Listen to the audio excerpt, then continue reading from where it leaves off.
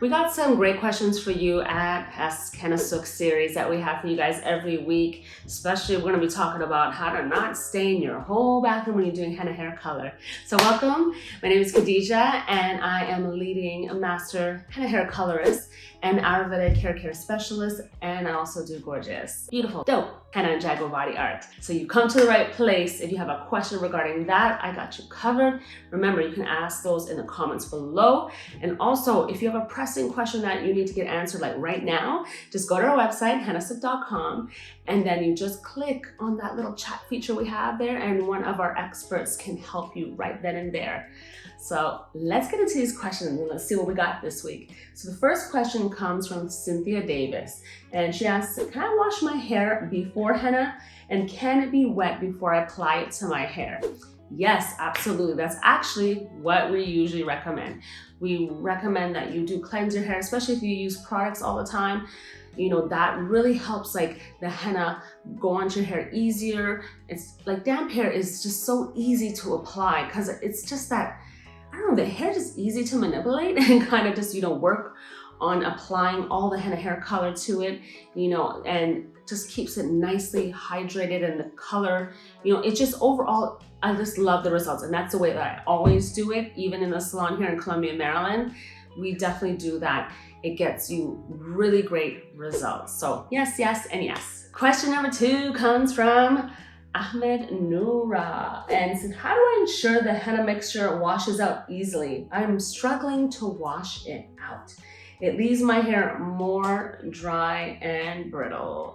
Ugh, yeah, that definitely can happen. If you know Hennasooq and you know me, I'm transparent about how henna is. I'm curious if you are using our henna products or if you're using something else, because our henna products are body art quality, which means that henna artists also use our henna, and then that means on top of that our henna is finely sifted, smooth, creamy, easy to wash out, like literally, like it just smooth.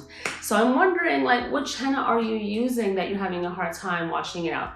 But do note, if you have a lot of hair and you're using a lot of henna, it does become a little bit more difficult to wash out, so, and you got to make sure it's very creamy and smooth, there's no lumps. The lumps kind of get stuck in the hair, a little bit. So it's a little annoying if it's not like smooth and creamy when you're mixing it, because sometimes even smooth and creamy henna can be a little lumpy. You got to make sure all that dissolves.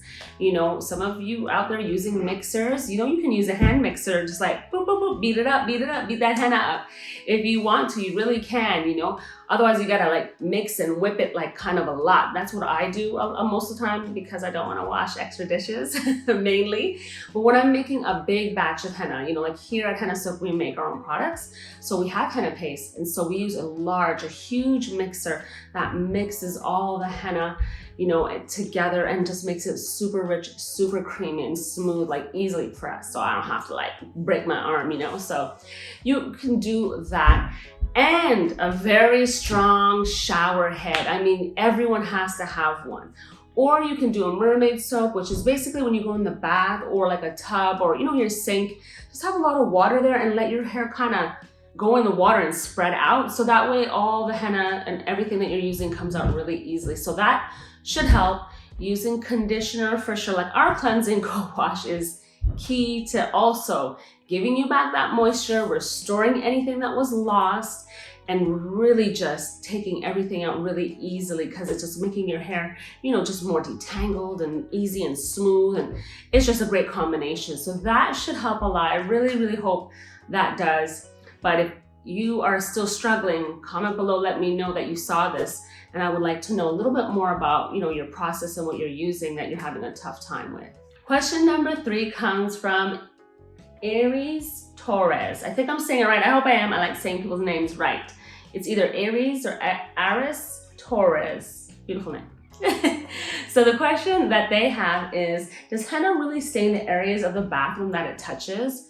You know what? Typically, no, it doesn't, because henna typically stains porous surfaces. So typically, no, on your standard type of bathroom, like tiles and all those, are non-porous surfaces.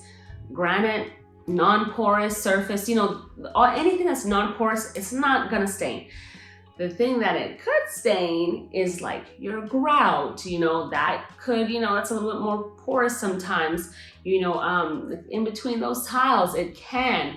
So I highly recommend that you wipe anything up right away, you know, or, you know, what is easier, just lay down a bunch of like paper or old towels, just lay them out.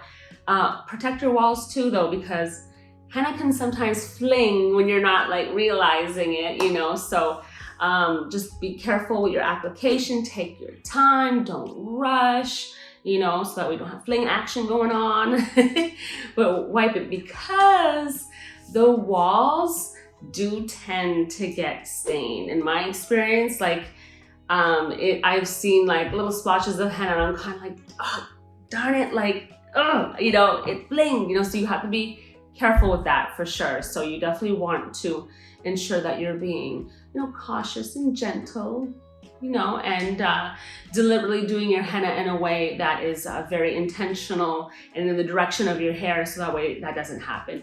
But yeah, protect all your surfaces, you know, but because typically, like, those are the only trouble areas, the grout and the walls.